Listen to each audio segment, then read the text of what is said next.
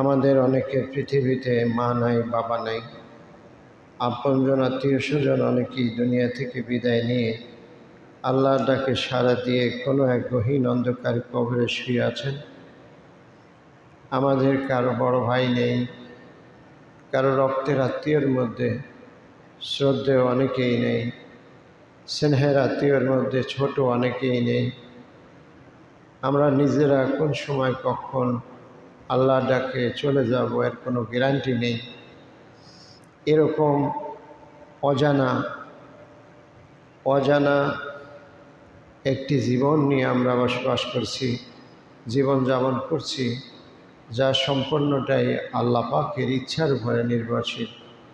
ফাআলুল lima ইউরিদ, আল্লাহ যা চান, যেভাবে চান, যখন চান তখন সেভাবেই হয়। আমাদের ইচ্ছা কোনো কার্যকর হয় না, আল্লাহ যা ইচ্ছা করেন তাই কার্যকরী হয়। আমরা চাইলেই ভালো কিছু করতে পারি না, আল্লাহ যদি আমাদের জন্য না চান। আর আল্লাহ যদি আমরা ভালো কিছু আমাদের জন্য চাই না, আর আল্লাহ যদি চান কোনো বাহানায়, কোনো সিলায়, আল্লাহ আমাদেরকে সেই ভালো, সেই কল্যাণ দান করবেন। সম্পূর্ণই মালিকের ইচ্ছা। এই জন্য সবসময় মালিকের অনুগত হয়ে থাকতে হবে, মালিকের ইচ্ছার অধীন হয়ে থাকতে হবে, মালিকের গোলাম হয়ে থাকতে হবে। তাহলে মালিক যে কোনো সময় আমাদেরকে তার কাছে টেনে নেবেন, তার রহমত বিতরণ করবেন, তিনি আমাদের হয়ে যাবেন, তিনি আমাদের আশ্রয় দেবেন, তিনি আমাদের মনিব এবং অভিভাবক হয়ে যাবেন। আল্লাহর কাছে এই তৌফিক কামনা করি, তিনি যেন মৃত্যুর আগে পর্যন্ত আমাদেরকে তার অধীনে রেখে আল্লাহ যেন আমাদের অভিভাবক হয়ে এই পৃথিবীতে তার গোলামি করার তৌফিক এনায়েত করেন। সকলে বলে আমিন। সম্মানিত হাজিরিন, ঈদুল আজহা মাত্র গতকাল গেল, আজকে দ্বিতীয় দিন। আমরা যারা কোরবানি দিয়েছি অথবা দেইনি, আল্লাহ পাক যাদেরকে কোরবানি দেওয়ার তৌফিক দিয়েছেন তাদেরও যেমন শুকরিয়ার বিষয় আছে, যারা কোরবানি দেন নাই তাদেরও শুকরিয়ার বিষয় আছে। যারা কোরবানি দিচ্ছেন তাদের শুকরিয়া হলো এই যে, আল্লাহ তুমি দয়া করে আমাকে কোরবানি দেওয়ার সুযোগ দিয়েছ। অনেক মানুষ দিতে পারে নাই, তুমি আমাকে সুযোগ দিয়েছো বলে কোরবানি দিতে পারলাম। আর যারা দিতে পারে নাই তাদের শুকরিয়া হলো, আল্লাহ তুমি আমাকে যদি কোরবানির সুযোগ দিতা তাহলে নিঃসন্দেহে আমি কোরবানি দিতাম, তোমার অনুগত আমি থাকতাম, তোমার গোলামি আমি ছেড়ে দিতাম না। এই যে আমাকে সর্বাবস্থায় তোমার অনুগত রেখেছ, দিতে পারলেও আলহামদুলিল্লাহ বলি, না দিতে পারলেও আলহামদুলিল্লাহ বলি। আমার জীবনের যখন যেখানে যে অবস্থায় থাকি তোমার শুকরিয়ার উপরেই থাকি। এই যে তৌফিকটা আমাকে দিয়েছ, এই যে একটা মন আমাকে দিয়েছ, এই যে একটা হৃদয় আমাকে দিয়েছ, এই জন্য তোমার শুকরিয়া। কখনো তুমি আমাকে খাওয়াইয়া রাখো, তখনও আমি বলি আলহামদুলিল্লাহ খুশি হয়ে। যখন না খাওয়াইয়া রাখো তখনও বলি যে, আল্লাহ তুমি না খাওয়াইয়া রাখছো, আমার মারও নাই, তুমি না খাওয়াইয়া রাখছো, কিন্তু তোমাকে অস্বীকার করা, তোমার কুফরি করা, মুশরিক হওয়া থেকে আমাকে বাঁচাইছো। আমি আল্লাহ তোমার উপর সন্তুষ্ট। এটা হলো মুমিন জিন্দেগি। অর্থাৎ যখন যে অবস্থায় থাকি সেই অবস্থায় আল্লাহর উপর আমি সন্তুষ্ট। এটা কি বলা হয়? মুমিন জিন্দেগি, শুকরিয়ার জিন্দেগি। আল্লাহ পাক এই জিন্দেগি কি পছন্দ করেন। আমরা ইনশাল্লাহ আল্লাহর কাছে এরকম একটা জীবনই চাই, এমন একটি মনই তার কাছে চাই, এমন একটা হৃদয় তার কাছে চাই, যে হৃদয় সবসময় তার প্রেমে ভরে থাকবে, তার ভালোবাসায় সিক্ত থাকবে, তার মহাব্বতে ভিজে থাকবে, তার মহাব্বতেই সবসময় প্রাণটা মনে হয় যেন বেঁচে থাকবে। যখন তার মহাব্বতে ঘাটতি হবে তখন ছটফট করবে, আল্লাহর গোলাম তারাই, আল্লাহর প্রেম যখন অন্তরের মধ্যে থাকে, আল্লাহর স্মরণ যখন অন্তরের মধ্যে থাকে, তখন অন্তরটা স্থিতিশীল থাকে। আর যখন আল্লাহর প্রেমে ঘাটতি পড়ে, তখন অন্তরটা হাহাকার করে, তোলপাড় করে, অশান্তি অনুভব হয়। এইটাই ঈমান, এইটাই ঈমান। সম্মানিত হাজিরিন, লক্ষ লক্ষ লক্ষ মানুষ মক্কা মুআজ্জামা এবং মদিনা মুনাওয়ারায় এখন হজরত অবস্থায় আছেন, হজের আনুষ্ঠানিকতা পালন করছেন, পালন করা শেষ করেছেন। কেউ বাড়িতে চলে আসবেন, কেউ চলে আসার প্রস্তুতি নিচ্ছেন। সেই মুহূর্তে আমরা বাংলাদেশে জয়নবাগ জামে মসজিদে অবস্থান করতেছি। যখন আল্লাহর কোনো বান্দা রসুলের রওজার পাকের পাশে গিয়ে দাঁড়িয়ে আল্লাহ রসুলের প্রেমে এবং মহব্বতে সালাম দেয়, তখন কোনো বান্দার প্রতি কোনো বান্দার হাল এমন হয়, কোনো বান্দার অবস্থা এমন হয় যে ওই বান্দার মহব্বত এবং ভালোবাসায় স্বয়ং আল্লাহ নবী তার সালামের জবাব দেন। কারণ সমস্ত নবীরাই হচ্ছে হায়াতুন নবী, নবীরা কখনো মারা যায় না। রওজা পাকে আল্লাহ নবী জীবিত আছেন, এই জন্য নবীজিকে বলা হয় হায়াতুন নবী। তাদের এমন একটা হায়াত ওখানে, যেই হায়াতটা পবিত্র হায়াত, নেক হায়াত।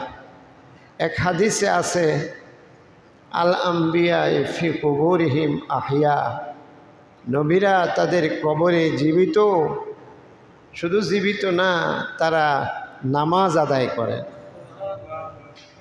নবীরা কবরে জীবিত এবং তারা নামাজ আদায় করেন। ইউসাল্লুনা ফি কুবুরিহিম, তারা কবরের মধ্যে নামাজ আদায় করে। তো আল্লাহ রসুলের কোনো উম্মত নারী পুরুষ সেখানে গিয়ে এভাবে সালাম দিচ্ছেন, আর আমরা এখানে বসে মহাব্বতে যদি নবীজিকে সালাম দেই সেই অনুভূতি নিয়ে, তাহলে আমাদের অবস্থা হবে এই, আমরা রসুলের রওজার পাশে যেতে পারি নাই, কিন্তু অন্তরের কারণে, হৃদয়ের কারণে, ভালোবাসার কারণে আমাদের রসুলের প্রতি সালাম ইথারে ভাসিয়ে ফেরেশতারা, স্পেশাল ফেরেশতারা তার বাবা, তার ঠিকানা সহ রাসূলের রওজায় আমাদের এই সালাম আমাদের নামে রাসূলের ঠিকানায় পৌঁছে দেয়। এজন্য আল্লাহ নবীর শানে একটু মহব্বতে দরুদ শরীফ পড়ি। আল্লাহুম্মা সাল্লি আলা মুহাম্মাদিন ওয়া আলা আলি মুহাম্মাদ কামা সাল্লাইতা আলা ইব্রাহিম ওয়া আলা আলি ইব্রাহিম ইন্নাকা হামিদুম মাজিদ।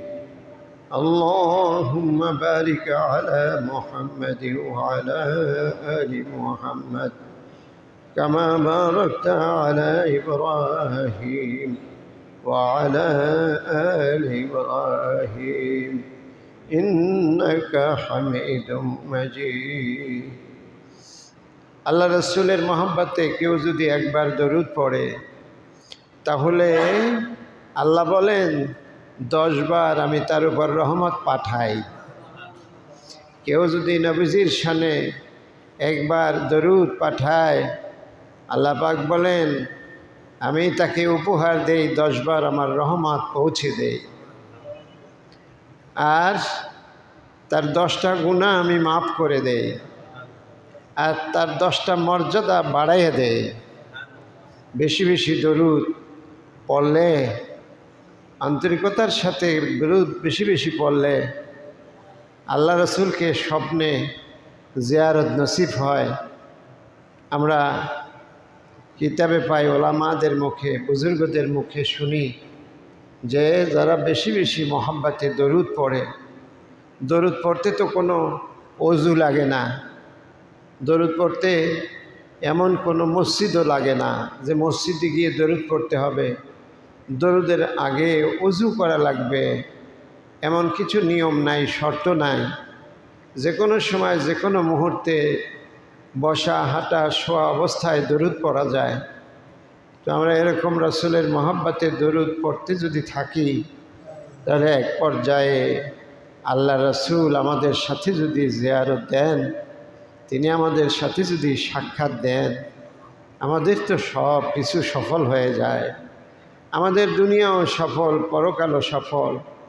বিশেষ করে যে ব্যক্তি আল্লাহর নবীকে স্বপ্নে দেখলো, সে নবীকেই দেখলো।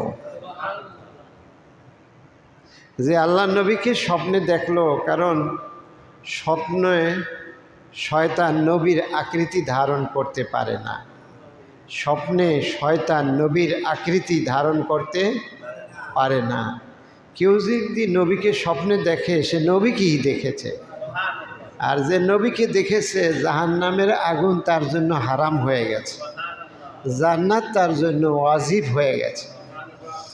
আর একটু দরুদ শরীফ পড়ি। আল্লাহুম্মা সাল্লি আলা মুহাম্মাদ ওয়া আলা আলি মুহাম্মাদ কামা সাল্লাইতা আলা ইব্রাহিম ওয়া আলা আলি ইব্রাহিম ইন্নাকা হামিদুম মাজিদ।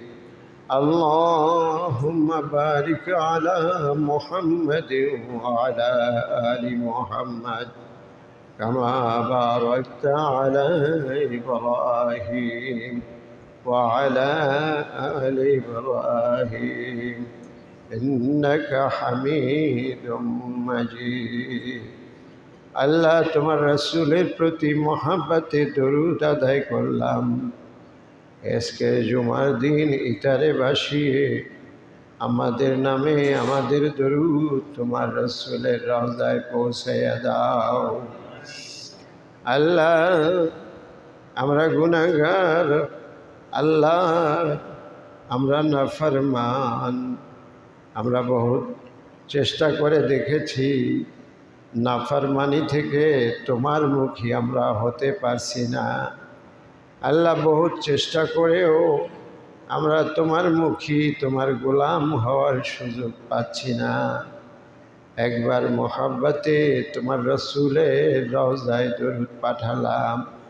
তুমি তোমার নবীকে খুব ভালোবাসো। তোমার ভালোবাসার লোকের ওসিলা দিয়ে তোমার কাছে তৌফিক চাই, তুমি আমাদেরকে তোমার গোলাম বানাইয়া নাও।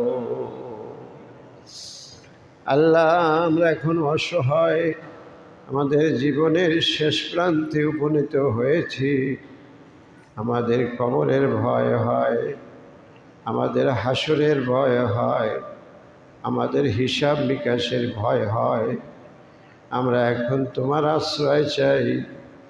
তুমি যাকে ভালোবাসো তার প্রতি দরুদ পড়ে তোমার কাছে ওসিলা করে তৌফিক চাই।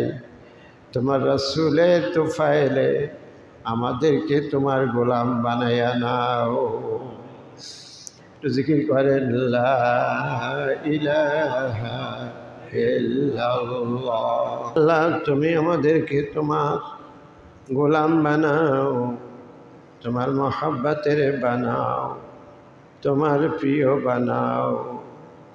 আল্লাহ, এটা বড় নিয়ামত, দুনিয়াতে তোমার মহব্বতের হওয়া, তোমার প্রেমের হওয়া, তোমার প্রিয় হওয়ার চেয়ে ভালো কোনো পাওয়া, বড় কোনো পাওয়া বান্দার জন্য নাই। তুমি দয়া করে তোমার গোলামি আমাদের জন্য কবুল করে নাও।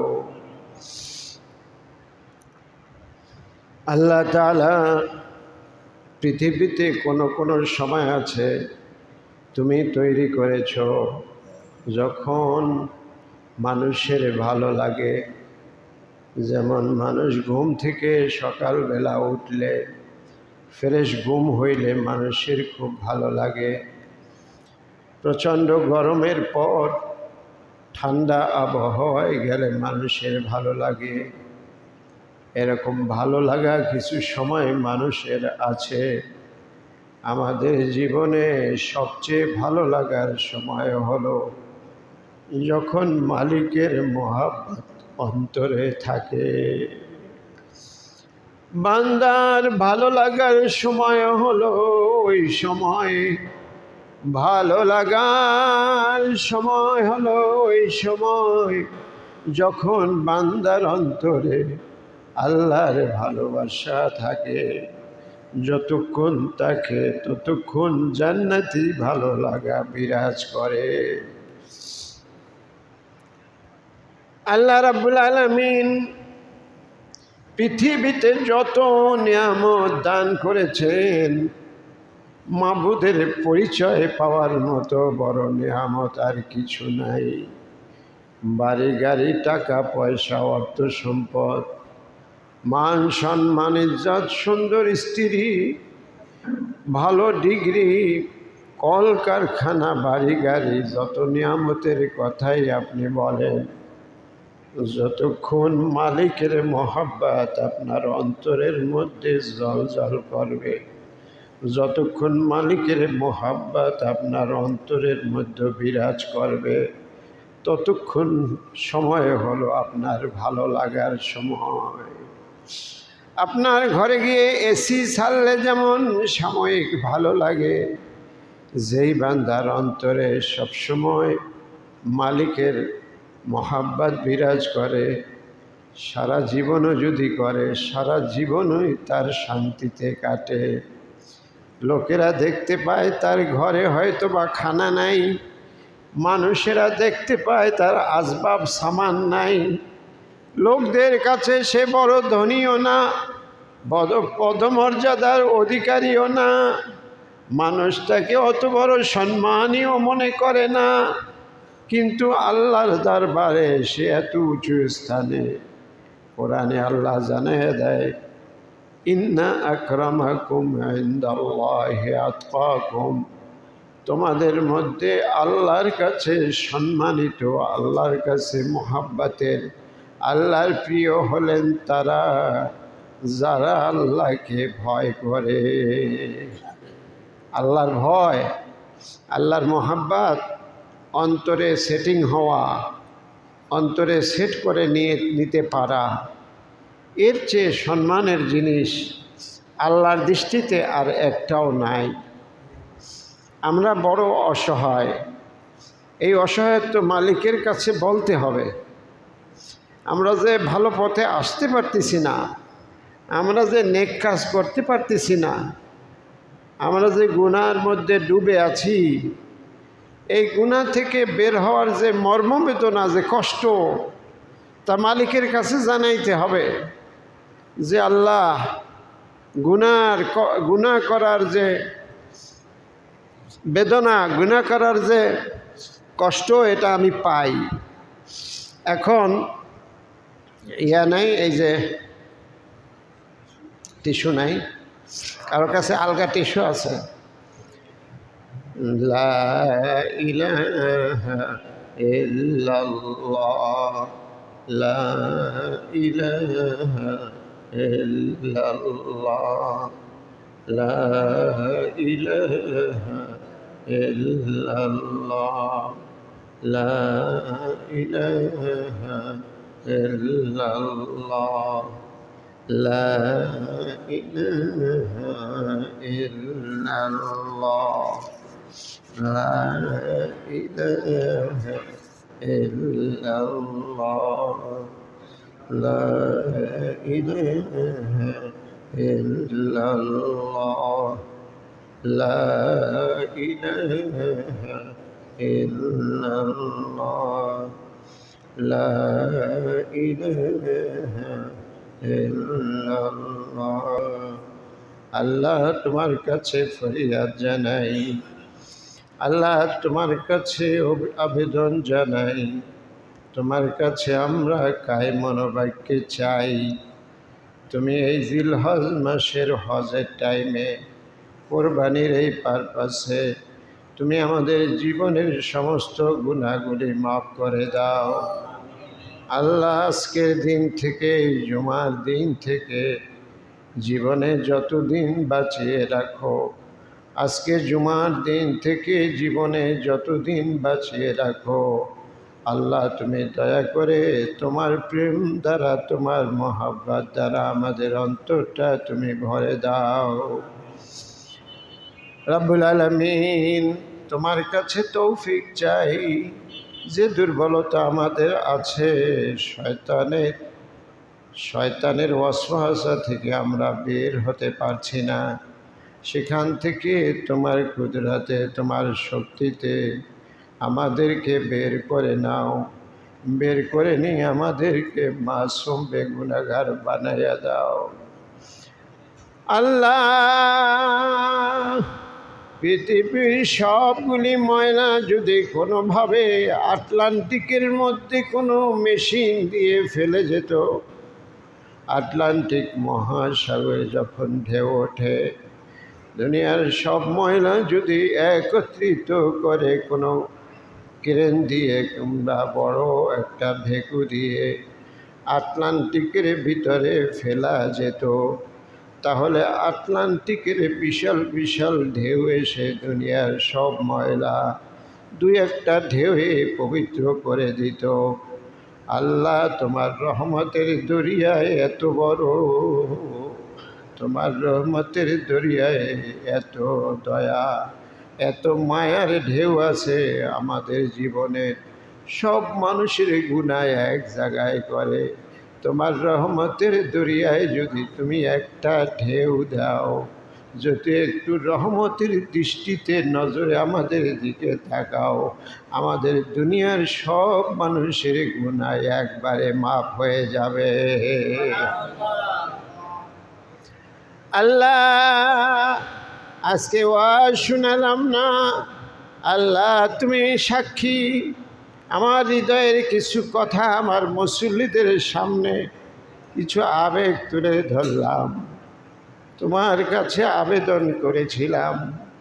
আজকে ভিতরে আবেগ থাকবে মালিক, চোখ দিয়ে যেন সেই আবেগ মানুষ বুঝতে না পারে, কিন্তু তুমি আমার এই দোয়াটা কবুল করো নাই। আল্লাহ, তোমার ভালোবাসা ভিতরে থাকবে, বাহিরে বের হলেই তো আমরা বিপদে পড়ে যাই। তবুও যখন বের হয়ে গেল, আল্লাহ অহংকার এনে দিও না, অহংকার মুক্ত রেখে আমাদের আবেদনটা তুমি কবুল করে নিও।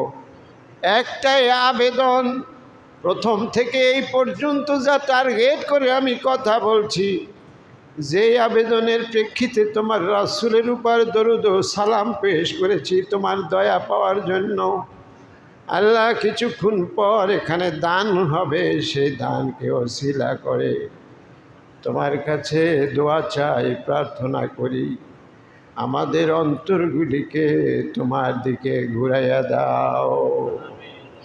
আমাদের অন্তরগুলিকে তুমি তোমার দিকে ঘুরাইয়া দাও, আমাদের হৃদয়গুলিকে তোমার দিকে ঘুরাইয়া দাও। তোমার নবী বলেছেন, আর দোয়াও হুয়াল ইবাদত, দোয়াই হলো ইবাদত, আর দোয়াও মখুল ইবাদত, দোয়াই হলো ইবাদতের মগজ। আল্লাহ, মগজ মানি হলো আসল ইবাদতের মূল। আল্লাহ, সেটা বিশ্বাস করে আর শুধু তোমার কাছে দোয়াই করলাম আমাদের সবার জন্য। আল্লাহ, তুমি আমাদের সকলকে মাফ করে দাও। সবাই বলে আমিন। আল্লাহ, তুমি আমাদের সকলকে মাফ করে দাও। আল্লাহ, তোমার ভালোবাসা এবং মহব্বত হৃদয়ের মধ্যে তুমি সেটিং করে দাও। আল্লাহ, তোমার মহব্বতে আমাদের অন্তরের মধ্যে কম্পন ধরাইয়া দাও। আল্লাহ, তোমার মহব্বতে আমাদের অন্তরের মধ্যে কম্পন ধরাইয়া দাও। তোমার মহব্বতের কারণে গুনাহ থেকে বাঁচাইয়া রাখো। অন্তরে এমন ভয় দাও যে ভয়ের কারণে গুনাহ থেকে বাঁচতে পারি। এমন ঈমান দাও যে ঈমানের কারণে আগুনের মধ্যে ফেললেও তোমাকেই ভালোবাসি। আল্লাহ, এমন ঈমান অন্তরে দাও যে ঈমানের কারণে কোনো লোভ লালসা তোমার থেকে আমাদেরকে ফিরে রাখতে না পারে। সবাই বলে আমিন। লা ইলাহা ইল্লাল্লাহ সাল্লাল্লাহু আলাইহি ওয়াসাল্লাম। একবার দরুদ শরীফ পড়ি। আল্লাহুম্মা সাল্লি আলা মুহাম্মাদিন ওয়া আলা আলি মুহাম্মাদ কামা সাল্লাইতা আলা ইব্রাহিম ওয়া আলা আলি ইব্রাহিম ইন্নাকা হামিদুম মাজিদ। اللهم بارك على محمد وعلى آل محمد كما باركت على إبراهيم وعلى آل إبراهيم إنك حميد مجيد। السلام عليكم ورحمة الله وبركاته।